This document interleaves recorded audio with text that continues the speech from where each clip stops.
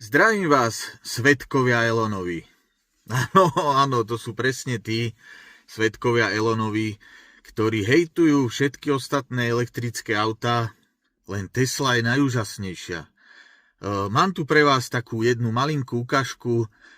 Uvedomte si, že toto auto, v ktorom sedím, má oveľa väčšiu výbavu ako tá vaša Tesla, plus proste neporovnateľný komfort, 20-palcové kolesá, takmer 2,5 tony, čiže o pol tony viac ako tá vaša Teslička, dvakrát vyšší predok auta, čiže oveľa väčší odpor vzduchu, výkonovo 490 koní, no a momentálne mám za sebou Topolčany, Hlohovec, Nitra, Topolčany a máme tu výsledok.